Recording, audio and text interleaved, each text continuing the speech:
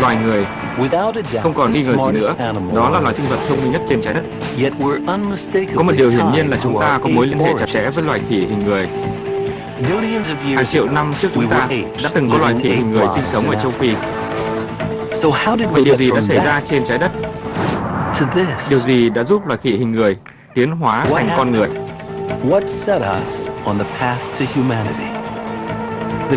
Đây là những câu hỏi phức tạp, nhưng giờ đây chúng ta đã có câu trả lời. Hơn 6 triệu năm trước, chúng ta đã đi những bước đầu tiên tách khỏi loài khỉ hình người. Chúng ta bắt đầu công việc tìm hiểu về người khôn ngoan. 3 triệu năm trước, chúng ta thấy những sinh vật có bộ não lớn giống tinh tinh hơn là con người.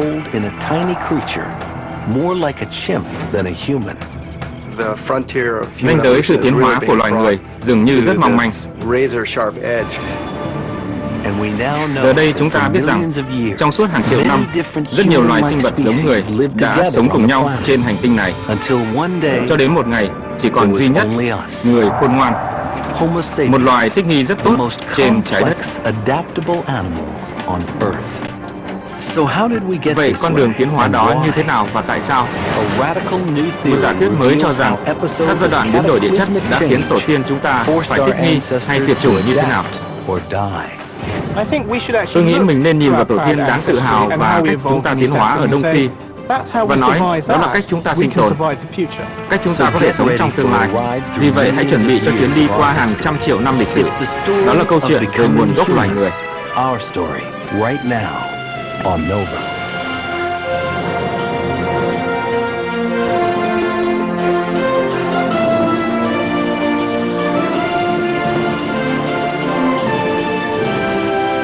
Nguồn gốc loài người.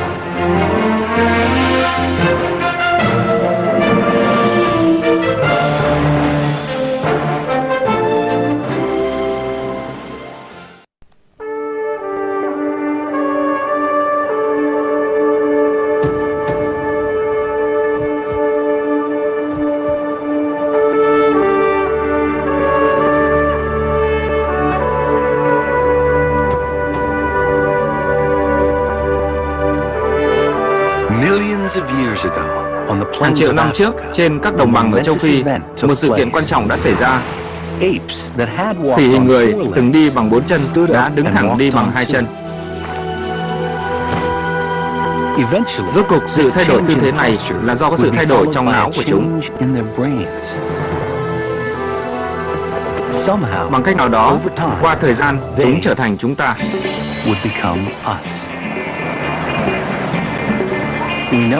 Ta biết điều đó xảy ra, nhưng ta không biết khi nào và tại sao, cho đến tận bây giờ.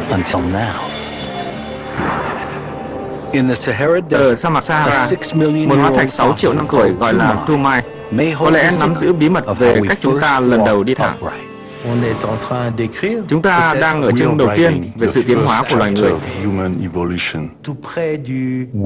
Chúng tôi rất gần với thời kỳ đầu tiên. Những chiếc xương hóa thạch của đứa trẻ 3,5 triệu năm trước đã gợi ý cho chúng ta về sự khởi đầu của suy nghĩ con người. Ta phát hiện ra nhiều loài người khác nhau sống cùng một lúc trên trái đất, và tại sao đã bị tuyệt chủng, chỉ còn lại một loài. Chúng ta, những người thông minh, và là loài đầu tiên còn lại một mình. Điều gì đã thúc đẩy sự tiến hóa của chúng ta? Tại sao chúng ta lại trở thành người? Các nhà khoa học đang sục sạo các vùng hẻo lánh nhất của châu Phi để tìm ra manh mối.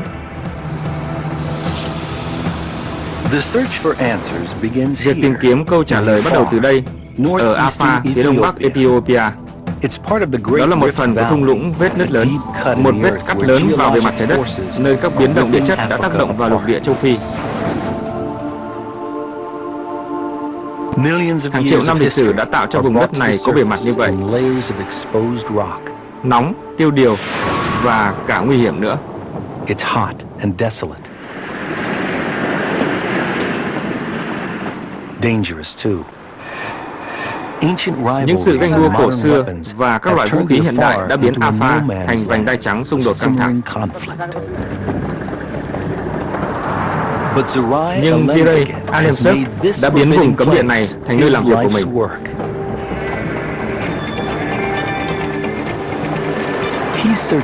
Anh tìm kiếm các di cốt hóa thạch về tổ tiên sớm nhất của con người chúng ta.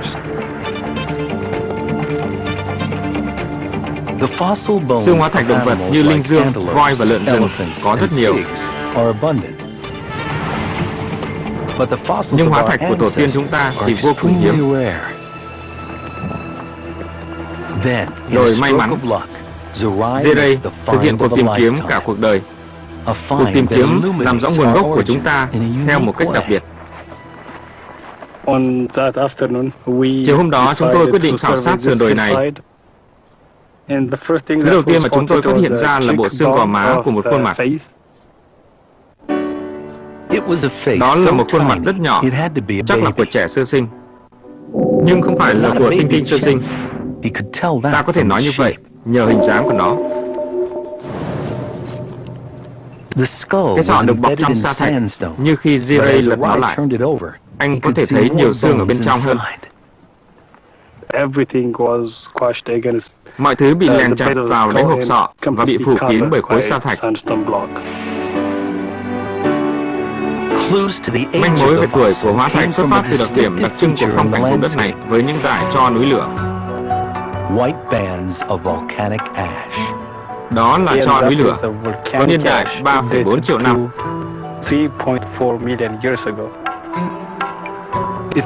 Nếu tro núi lửa đó 3,4 triệu năm tuổi, thì hóa thạch của Ziray nằm ngay phía trên nó phải ít tuổi hơn.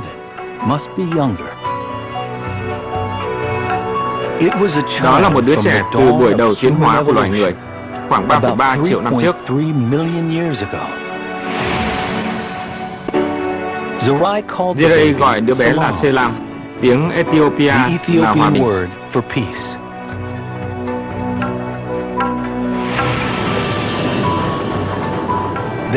Rồi anh bắt đầu điều tra làm sáng tỏ nhiều bí ẩn của nó. Hành trình của đứa bé bắt đầu từ rất lâu trước đây. Hãy hình dung cả một khoảng lịch sử loài người được ghi lại, đưa chúng ta trở về với các kim tự tháp của Ai Cập khoảng 5.000 năm trước. Gấp đôi nó lên 10.000 năm trước, khi thực vật được nuôi trồng và canh tác nông nghiệp bắt đầu. Gấp đôi lên lần nữa tới thời kỳ của các thợ săn chỉ băng hà, vẽ những hình ảnh gây ngạc nhiên trên tường hang động. Và tiếp tục gấp đôi, gấp thêm 6 lần nữa, đưa chúng ta trở lại 1,3 triệu năm trước, khi sinh vật đầu tiên trông giống người đi săn trên các đồng bằng ở châu Phi. Rồi tiếp tục ngược dòng thời gian thêm 2 triệu năm nữa, và chúng ta đến thời điểm của Salem, gần 3,3 triệu năm trước.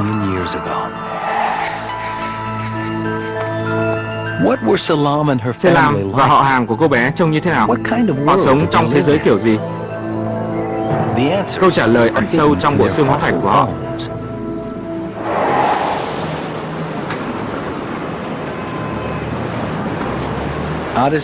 Addis Ababa, Ethiopia, quê hương của Ziray. Anh là một người thuộc thế hệ các nhà khoa học mới của châu Phi, cố làm sáng tỏ những bí ẩn về nguồn gốc của loài người. Ziray đã mang hóa thạch quý về bảo tàng quốc gia này. Thách thức lớn đối với anh là gỡ cô bé khỏi nấm mồ của sa thạch mà xương cô bé bị bọc trong đó. Anh nhanh chóng xác định được nhân thân cô bé.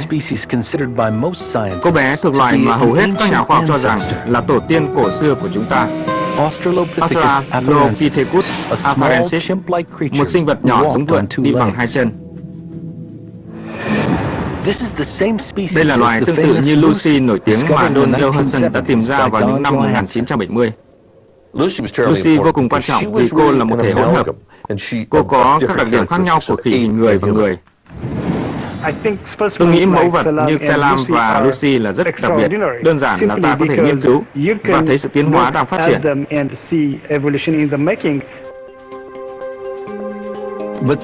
Để thấy sự tiến hóa đang phát triển sẽ mất một số công đoạn. Xương hóa thạch của Selam là đá cứng gắn với nhau bởi mạng lưới sa thạch mềm.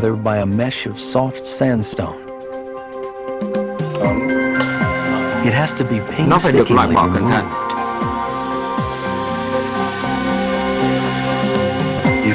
Chúng tôi mất hàng giờ, hàng ngày, hàng năm, và tôi đã loại bỏ được từng hạt cát một.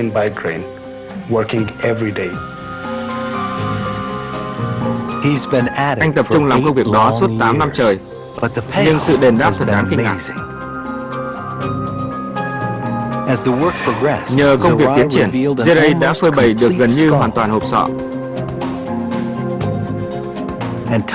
Phía bên dưới là xương sống của cô bé cùng với hai xương vai. Những xương khác cũng được tìm thấy gần đó. Một bàn chân gần như hoàn thiện. Đây là xương bánh chè. Xương chày ở đây. Trước đây chưa từng tìm thấy một bộ xương của đứa trẻ nào đầy đủ như thế. Xương của cô bé nằm gọn trong hộp giày, nhưng nói lên rất nhiều về cuộc đời cô bé. Ví dụ để tìm hiểu xem cô bé chết lúc mấy tuổi, Jerry nhìn vào răng cô bé. Nhưng trong hàm không phải là răng của em bé. Có thể thấy trên phim chụp CT, từ đó có thể biết Selam đã chết năm lên 3 tuổi. From that, we know Salam died at age 3.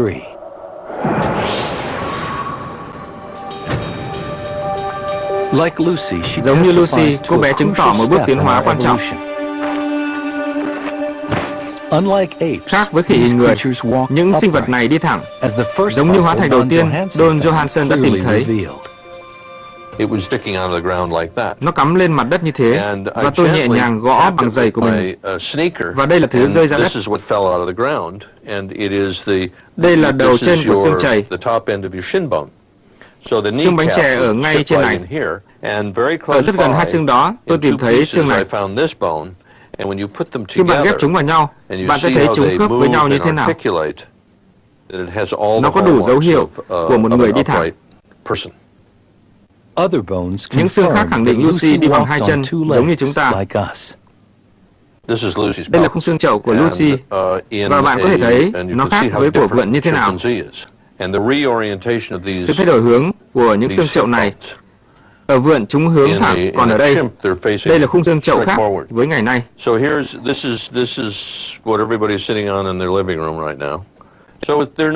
Như vậy chúng không giống nhau, nhưng rõ ràng hai cái này giống nhau hơn hẳn xương chậu của một con khỉ hình người.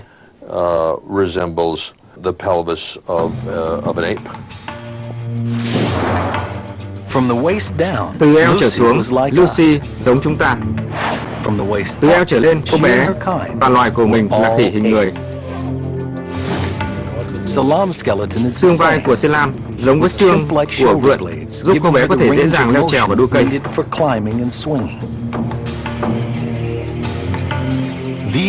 Những sinh vật cổ này hẳn dành nhiều thời gian trên cây. Có lẽ là ngủ trên đó vào ban đêm để tránh kẻ thù, nhưng đi thẳng trên mặt đất vào ban ngày. Chúng có nhà ở hai thế giới. Môi trường sống của chúng như thế nào?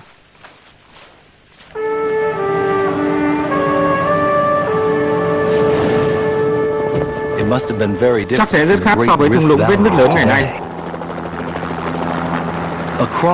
Qua biên giới của Kenya là một trong những nơi cằn cỗi nhất và nóng nhất trên thế giới. Một sự bành trướng của đá núi lửa và sa mạc, như thiêu như đốt. Hiện giờ nó là như thế. Nhưng có một bằng chứng thuyết phục cho phần lịch sử của nó.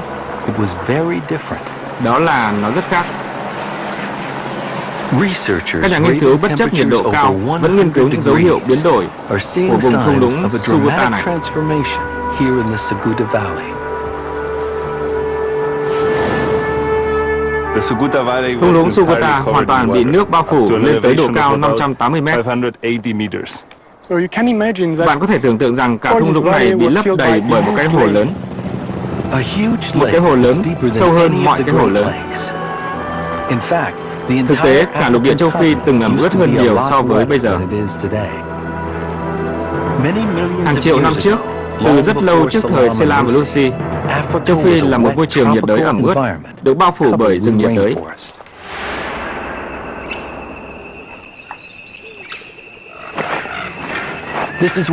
Đây là nơi tổ tiên của Lucy và Selam sinh sống. Trông chúng rất giống với loài vượn. Nhưng rồi châu Phi bắt đầu dần dần khô ráo hơn.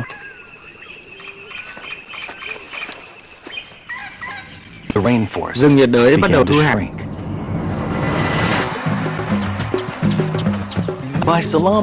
Vào thời của Selam và 3 đến 4 triệu năm trước, thung lũng vết nứt lớn là tổng hợp các môi trường khác nhau.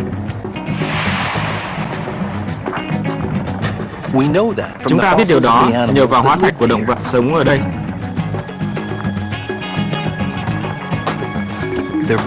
Xương chúng rải rác trên mặt đất.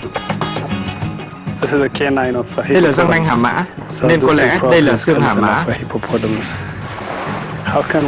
Làm sao có thể tìm thấy một con hàm mã trong môi trường kiểu này nhỉ? Một con linh dương ở đây. Các hóa thạch kể câu chuyện về phong cảnh đã biến mất.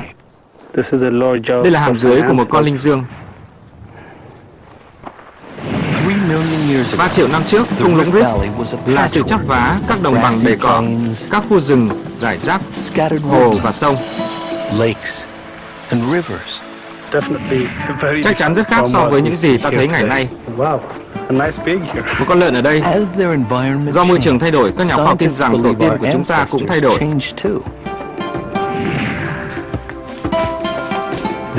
Đó là những sinh vật dành hầu hết thời gian trên cây, giống vượn và đười ươi ngày nay.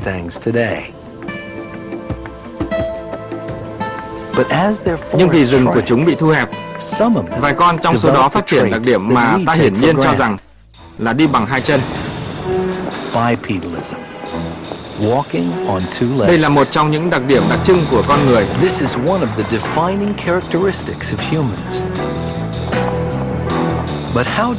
Nhưng làm thế nào vận động bằng hai chân phát triển và tại sao? Vận động bằng hai chân là đặc điểm không bình thường. Không có động vật có vú nào đi bằng hai chân như chúng ta. Thật khó mà tìm hiểu được tại sao điều đó lại xảy ra. Có rất nhiều giả thuyết. Một trong số đó là chúng đứng lên để có thể nhìn qua được ngọn cỏ cao. Một giả thuyết khác là để hái quả ở những cành cây thấp như loài tinh tinh làm ngày nay. Một giả thuyết khác cho rằng chúng đứng lên để thấy mát hơn, để không phải chịu nhiều ánh sáng mặt trời. Tôi nghĩ ý kiến thuyết phục nhất là để tiết kiệm năng lượng. Năng lượng rất quan trọng để sinh tồn.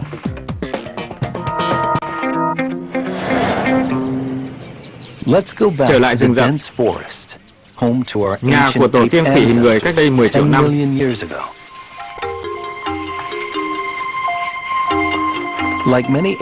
Giống khỉ hình người ngày nay, chúng hợp với cuộc sống trên cây. Chúng rất giỏi trèo cây, giỏi một cách phi thường. Trên mặt đất thì hình người này có thể đi bằng hai chân một đoạn ngắn nếu chúng phải mang thứ gì đó.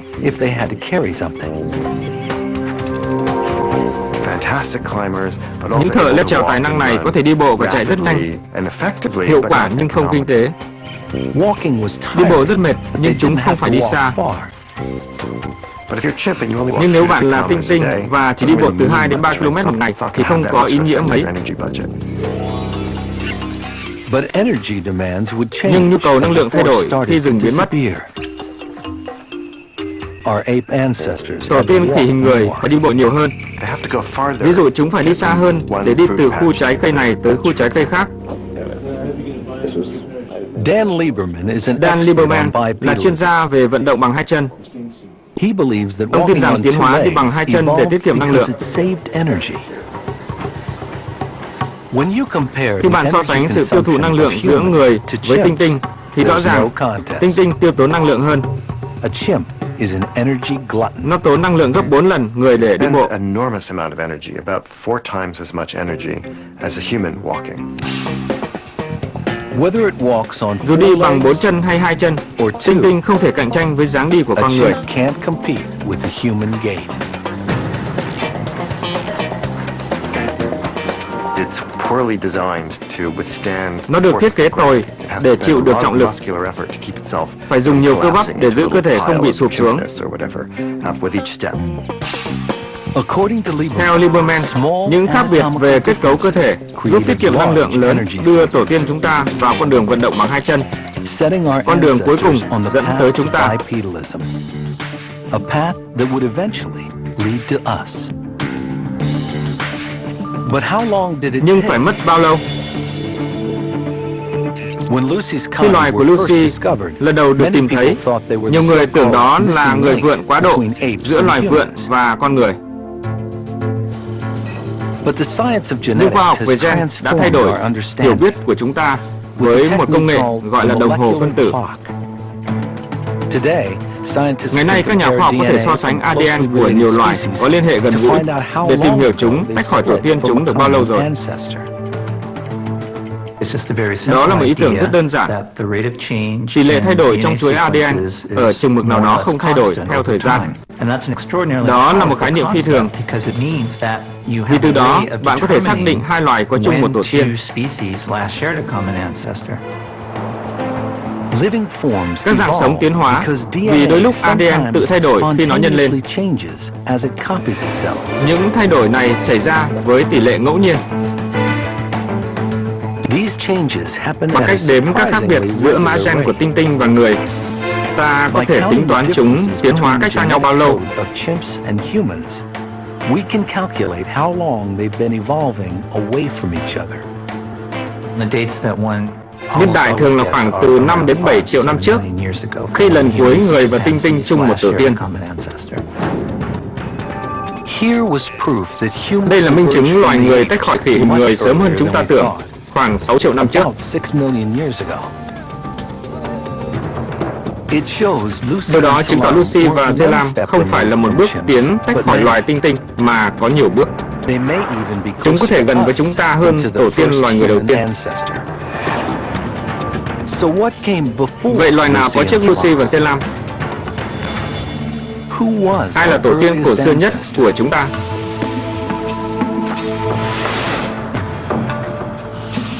Until the 1990s, Cho đến những năm 1990, vẫn không có ghi chép hóa thạch nào.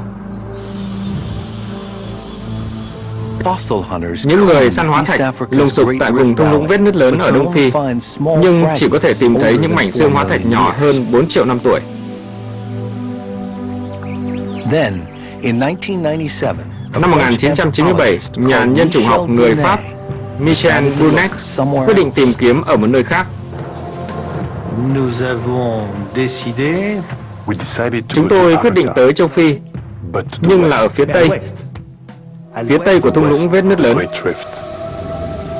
965 km về phía Tây, bên rìa sa mạc Sahara ở phía Bắc Chad. in northern Chad. et c'était Dĩ nhiên, nếu bạn chỉ tới khu vực Đông Phi, bạn sẽ chỉ tìm thấy hóa thạch ở Đông Phi. Đây là vấn đề. l'Afrique orientale. Tel était This was the situation. Michel was Michel looking tìm in ở a một place nơi where the mà một few ít hóa animal thạch động vật fossils ông he khai quật turned được up were đều có all tuổi đời around khoảng 6 6 triệu năm million tuổi. years old.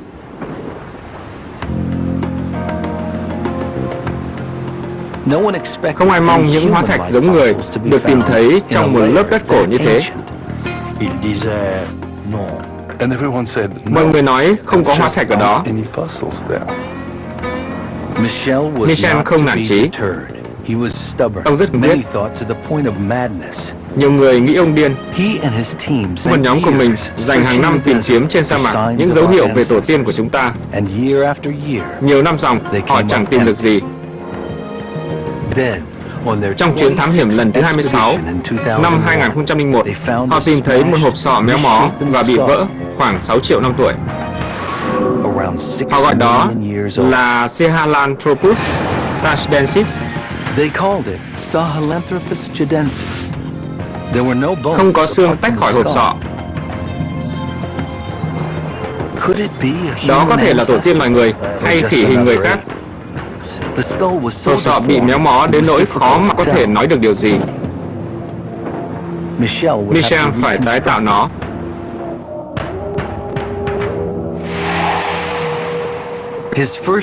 Bước đầu tiên của ông là đưa hộp sọ này, giờ được đặt tên là Thumai, tới máy gia tốc hạt ở Grenoble, Pháp, để dùng máy chụp X-quang ở đó.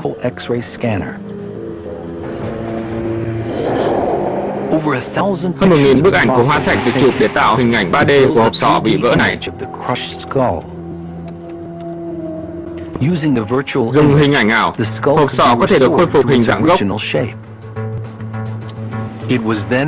Sau đó, nó được tái tạo bằng máy in 3D sử dụng tia laser làm cứng chất dẻo lại. Khi cuối cùng được đưa lên khỏi bồn nước, mẫu đúc của hộp sọ sẵn sàng cho nghiên cứu chi tiết.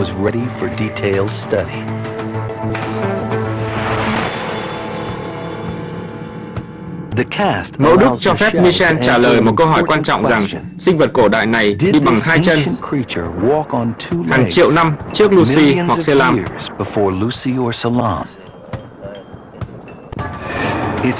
Đó là cách hộp sọ nối với xương sống, cung cấp đầu mối quan trọng này. Và Michel có thể suy ra từ hình dạng của hộp sọ Thumai. Nếu hộp sọ Thumai được đặt trên cổ Tinh Tinh đi bằng 4 chân, mắt hướng xuống dưới, như thế không đúng, mà phải là đặt trên xương sống của động vật hai chân, mắt hướng thẳng phía trước. Theo Michel, điều này chứng tỏ Thumai đi thẳng.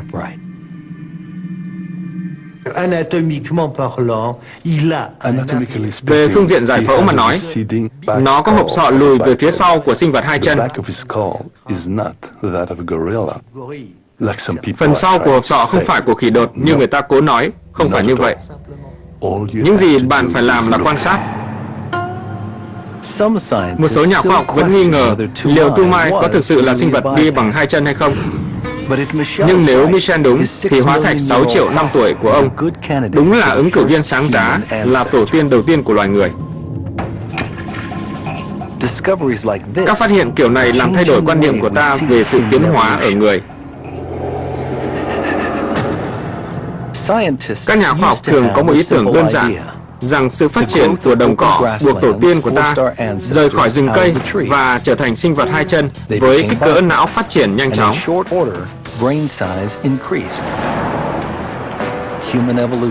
Sự tiến hóa ở con người đã diễn ra. Chúng ta đang trên đường trở thành con người. Ý tưởng đơn giản đó đã thuyết phục trong hơn một thế kỷ. Darwin nghĩ chúng ta rời cây đi thẳng trên mặt đất, giải phóng bàn tay, tạo công cụ, có não lớn, bớt răng nanh và nhiều thứ khác cùng một lúc. Nhưng đi thẳng không thể dẫn tới não lớn được. Từ Thumai tới Selam, cả hai loài đi bằng hai chân, nhưng bộ não vẫn nhỏ. Và đó không phải là những sinh vật duy nhất. Qua hàng triệu năm, có một số lượng lớn sinh vật đi thẳng với những cái tên phức tạp và bộ não lớn cỡ của Tinh Tinh, như Orion tugenensis.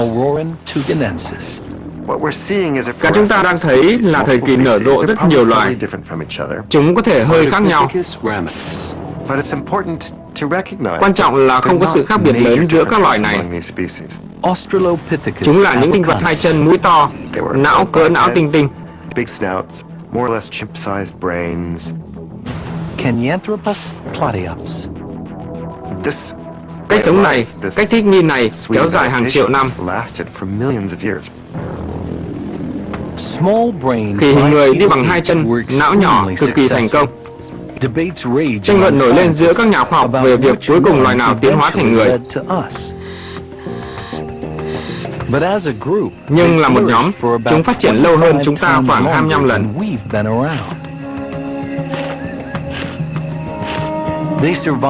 Chúng tồn tại và phát triển với cùng cỡ não gần 4 triệu năm.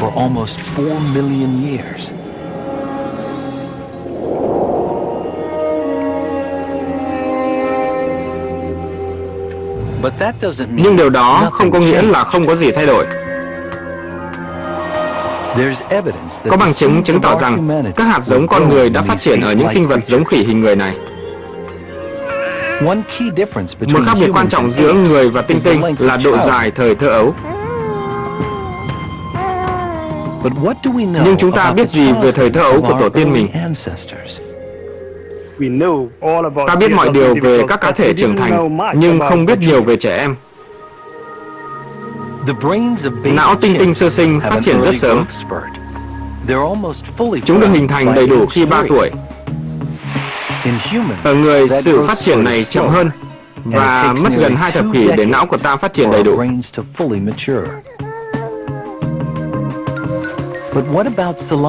Nhưng còn não của Selam từ 3,3 triệu năm trước thì sao? Sọ cô bé sẽ cho ta biết những gì ta cần. Ta có răng sữa của cô bé và răng trưởng thành. Điều đó cho ta biết tuổi của cô bé là 3 tuổi. Chúng ta có mẫu đúc phần bên trong hộp sọ cô bé, cái cho ta biết về não cô bé. Khi có cái này, bạn có thể đo trực tiếp xem não được hình thành như thế nào khi 3 tuổi.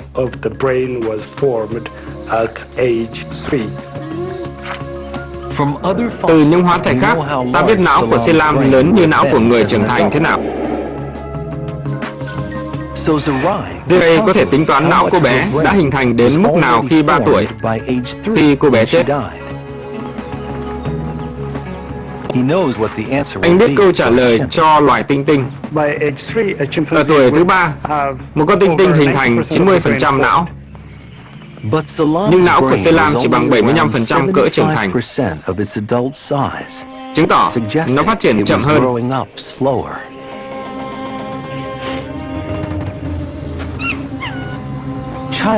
Thời thơ ấu là thời gian để cô bé học cách sinh tồn mà gia đình cô cần để sống trong một thế giới nguy hiểm.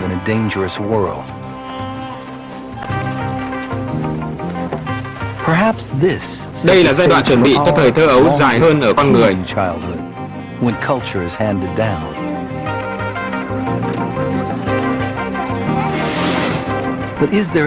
Nhưng có bằng chứng nào khác cho thấy não của Selam giống não con người và khác tinh tinh hơn hay không?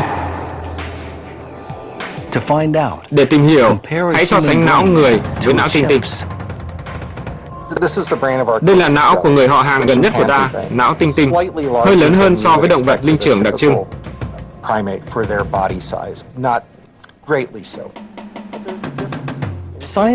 Các nhà khoa học tìm đầu mối sự tiến hóa của não trong các khe và rãnh hẹp trên bề mặt của nó. Một cấu trúc quan trọng được gọi là rãnh lưỡi liềm. Ở tinh tinh, cũng như nhiều động vật linh trưởng, có một rãnh sâu lớn ở đây, rãnh lưỡi liềm. Rãnh lưỡi liềm là một rãnh sâu ở não linh trưởng. Nó chia não thành từng phần liên quan đến tầm nhìn, từ phần còn lại của lớp vỏ não, nơi những suy nghĩ phức tạp hơn diễn ra. Não người không có rãnh sâu này, và lớp vỏ ngoài cùng lớn hơn. Những cấu trúc nhìn thấy được thì dịch chuyển ra sau. Vậy Selam có rãnh sâu và lớp vỏ ngoài cùng của tinh tinh, hay có điều gì thay đổi không? Não không hóa thạch, nhưng hộp sọ hoàn thiện đáng kể của cô bé đã cung cấp một cách nhìn về cấu trúc khác nhau trong não cô bé. Mẫu đúc của hộp sọ này được gọi là mẫu đúc não, bảo toàn ấn tượng bề mặt của não. Ralph Holloway có một bộ sưu tập 300 mẫu khuôn đúc não từ nhiều tổ tiên của chúng ta. Thứ mà các nhà cổ sinh học như tôi tìm là những dấu hiệu trên mẫu đúc não gợi ý sự tái tổ chức đang xảy ra. Và đó là lý do những thứ như rãnh lưỡi liềm trở nên quan trọng. Ralph khẳng định khi tổ tiên giống tinh tinh tiến hóa thành những sinh vật như Selam và Lucy, rãnh lưỡi liềm, rãnh hẹp đánh dấu cấu trúc nhìn thấy được lùi ra sau, chừa chỗ cho lớp vỏ ngoài cùng lớn hơn phần suy nghĩ của não bộ.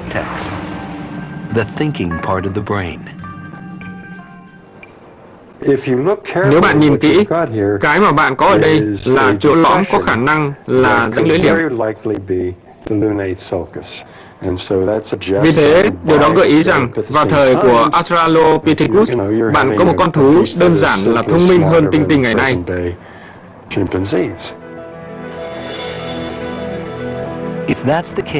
Nếu thế thì mặc dù vẫn là cỡ não của tinh tinh, nhưng não của Selam đã kết cấu lại.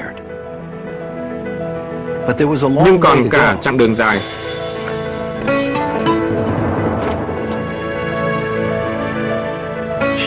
Cô bé và loài của mình vẫn giống khỉ không đuôi.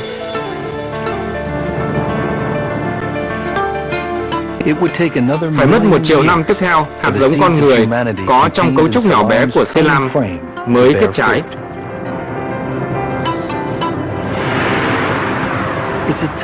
Đó là thời kỳ bị bao phủ bởi những bí ẩn. Trong gần nửa triệu năm, ghi chép về hóa thạch vẫn gần như không có gì. Nhưng trong giai đoạn này đã có chuyện xảy ra. Trong những lớp đất 2,5 triệu năm, các nhà khoa học tìm ra một thứ mới. Ta có thể gọi đó là đá, nhưng có người đã tạo hình chúng. Đó là những đồ đá đầu tiên. Cách ta biết đây là công cụ thay vì một hòn đá bị vỡ là nó bị vỡ theo cách rất đặc biệt. Đập vỡ những phần thừa theo hướng này, hướng kia.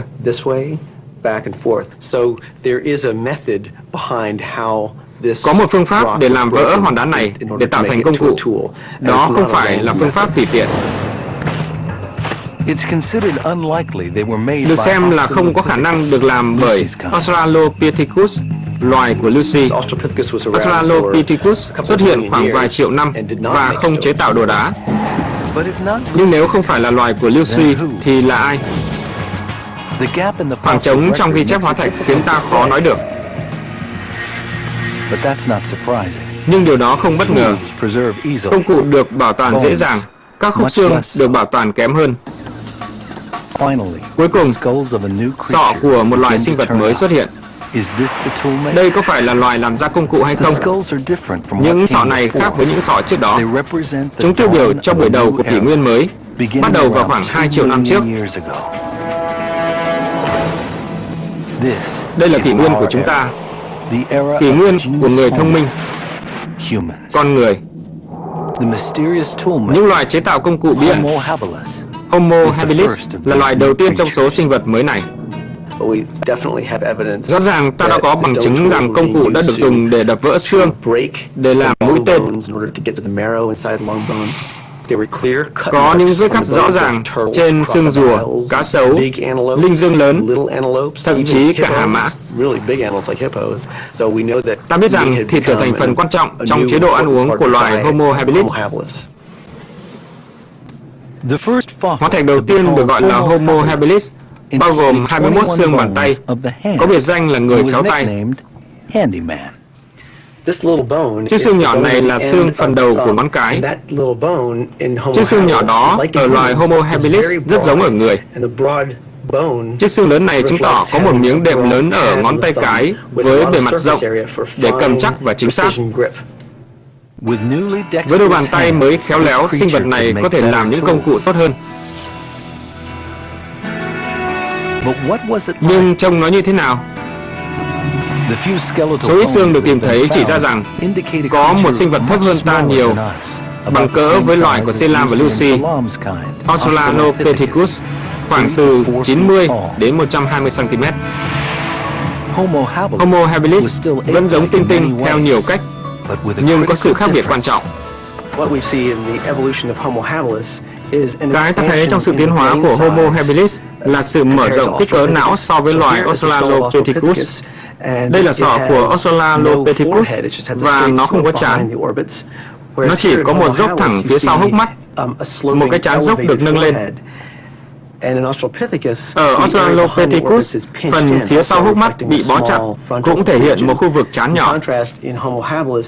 Trái lại, ở Homo habilis, ta thấy có sự mở rộng. Khu vực phía sau hốc mắt đó chỉ rõ một sự mở rộng trong khả năng nhận thức, các chức năng cao hơn, các chức năng hợp lý hơn của não. Đó là sự mở rộng tương đương sự nhân đôi thể tích não. Một khi bạn đi từ thể tích 400cc ở Australopithecus tới 700 đến 800cc ở Homo habilis, bạn sẽ có sự gia tăng lớn về khả năng nhận thức. Cùng với bộ não lớn hơn, Homo habilis bắt đầu trông giống người nhiều hơn. Đường nét của sọ hóa thạch cho phép nhà khoa học Victor Dick phát hiện ra các khuôn mặt của loài người.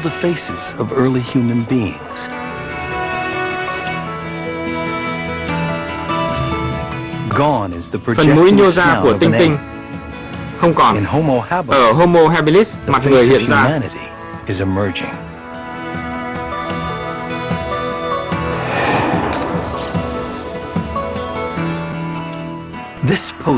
Việc này phơi bày một bí ẩn lớn. Tại sao sau hàng triệu năm không thay đổi kích cỡ não và khả năng trí tuệ đột nhiên tăng lên?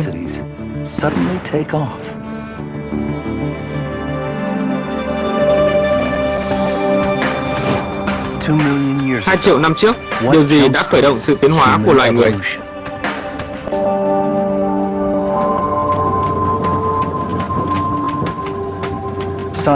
Các nhà khoa học khắp châu Phi đã tìm ra manh mối.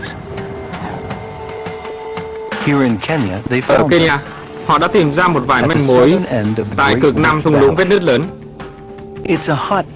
Đó là trung tâm hoạt động kiến tạo, nơi các lớp đất cổ bị dồn lên bề mặt. 10 triệu năm trước, châu Phi là một nơi ẩm ướt hơn nhiều. Một khu rừng nhiệt đới dần khô ráo từ đó.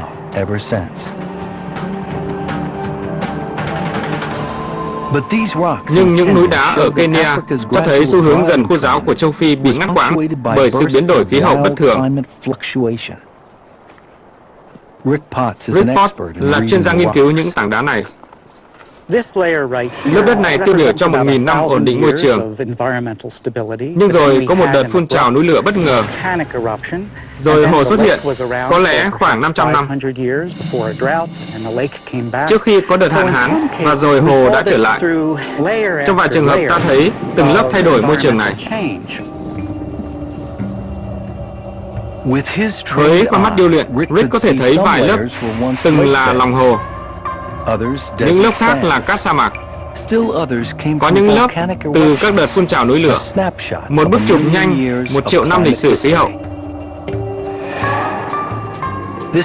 Sự quan sát này dẫn ông tới một ý tưởng mới đáng kinh ngạc. Đó là một sự thay đổi nhanh chóng, như là một chất xúc tác cho tiến hóa. Tôi bắt đầu nghĩ rằng có lẽ đó không phải là môi trường đặc biệt của thảo nguyên, một thứ rất quan trọng, mà là xu hướng thay đổi môi trường tự nhiên. Có thể đó là nhu cầu sống sót qua giai đoạn khí hậu thay đổi đột ngột đã khiến cho tổ tiên của chúng ta thích nghi hơn.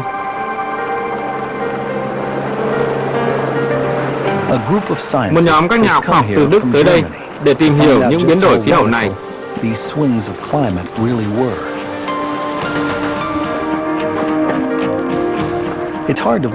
Thật khó tin, nhưng sự hình thành lớp đá này được tạo từ vỏ của loài động vật đơn bào, được gọi là tảo cát.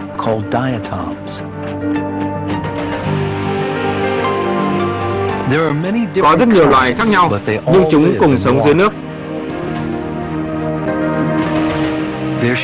Vỏ của chúng tụ lại trong các lớp đá tích lũy qua hàng triệu năm, chứng tỏ cả thung lũng này từng là một khu hồ lớn. Annette Junglinger phân tích những mẫu đá này dưới kính hiển vi.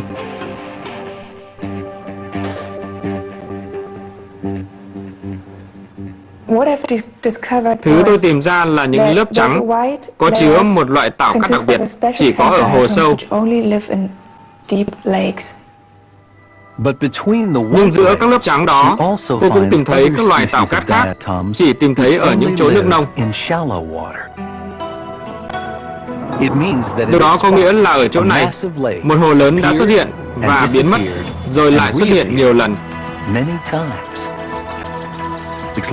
Những hồ này rất quan trọng, không phải là những ao nhỏ. Chúng tôi có thể chứng minh là một loạt hồ xuất hiện theo chu kỳ. Khi chúng tôi nói về hồ nước ngọt kích cỡ hồ Victoria, lấp đầy cả thung lũng Rift rồi biến mất. Một lượng nước khổng lồ chảy qua khu vực này, dòng chảy liên tục và sự quay vòng và lại thay đổi. Một thời kỳ kinh khủng để sống ở đây. Không phải thay đổi theo một hướng duy nhất, mà là thay đổi qua lại. Ngược với nền tảng của xu hướng khô ráo chậm, châu Phi thay đổi định kỳ theo sự biến đổi khí hậu, ẩm ướt, khô ráo, rồi lại thỉnh thoảng ẩm ướt trong khoảng 1000 năm. Hạn hán nghiêm trọng xen với những cơn bão và gió mùa. Sông và rừng xuất hiện rồi biến thành đồng cỏ khô, tất cả chỉ trong nháy mắt tiến hóa.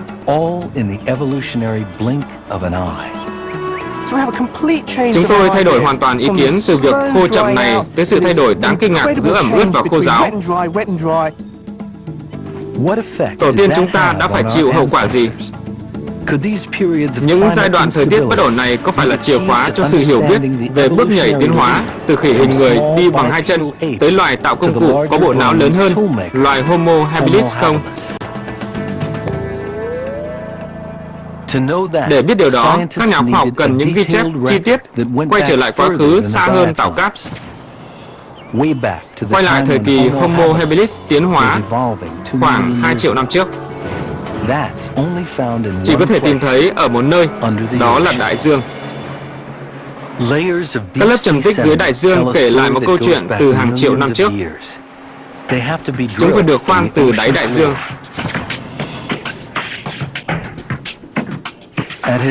Tại phòng thí nghiệm ở vùng nông thôn New York, Peter giữ hàng ngàn lõi cát, bùn và đá, một thư viện các lõi khoan của đại dương.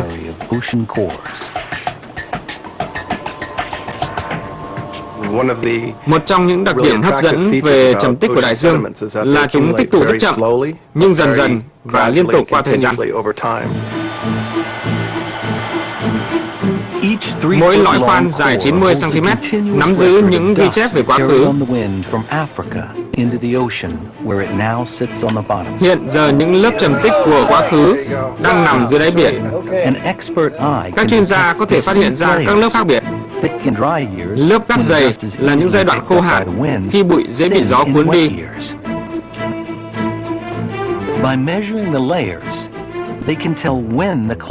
Lớp cát mỏng là giai đoạn ẩm ướt. Bằng việc đo các lớp đó, họ có thể nói khi nào khí hậu ẩm ướt hay khô ráo. Có thể nghiên cứu trầm tích sâu dưới đáy biển, giống như một cuốn sách lịch sử trái đất về những biến đổi khí hậu xưa. Để làm cho chỗ bụi này có ý nghĩa, họ phải xác định niên đại. Cách xác định niên đại là nhờ vào xác định niên đại vỏ sinh vật biển chìm xuống dưới đáy cùng thời gian đó. Việc này cho biết về niên đại. Trong khi đó, phân tích khác cho biết về khí hậu. Peter viết cuốn nhật ký về khí hậu rất chi tiết và so sánh nó với hình cung lớn về sự tiến hóa của loài người. Với 3 triệu năm giữa Thu Mai và Selam, khi kích cỡ não không thay đổi, khí hậu châu Phi ổn định, khô hơn một chút.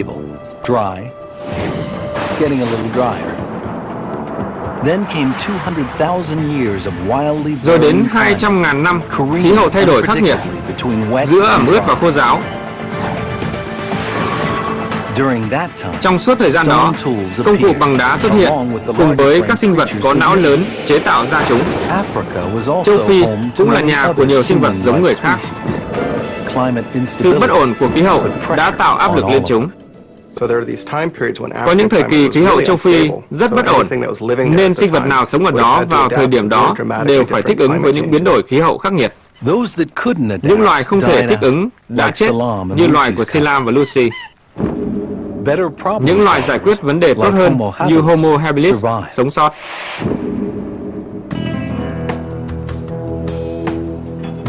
Những phát hiện mới về sự biến đổi khí hậu đột ngột thời xa xưa ở châu Phi giúp Rick Potts trình bày chính xác giả thuyết vững chắc về sự tiến hóa của loài người. Ý kiến truyền thống của chúng tôi về sự tiến hóa của loài người là thảo nguyên, đồng cỏ, cây cối là động lực. Nhưng thay vào đó, điều chúng tôi phát hiện ra là khí hậu luôn biến đổi. Vì thế, ý kiến chúng tôi theo đuổi là bản thân tính biến thiên là động lực cho sự tiến hóa, và tổ tiên chúng ta đã thích nghi để tự thay đổi.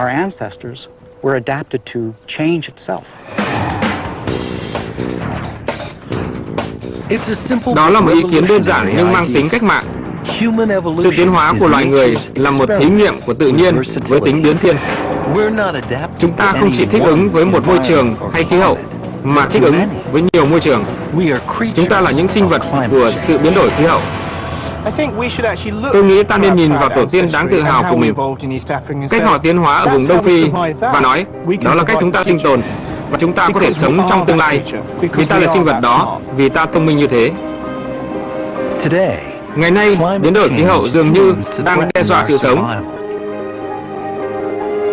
Nhưng có thể nó giữ chìa khóa của một chuyện kinh ngạc về cách chúng ta trở thành người như bây giờ, vì nó đã không dừng lại ở 2 triệu năm trước. Những biến đổi khắc nghiệt này tiếp tục 1,5 triệu năm tiếp theo, đẩy tổ tiên chúng ta vào con đường cuối cùng,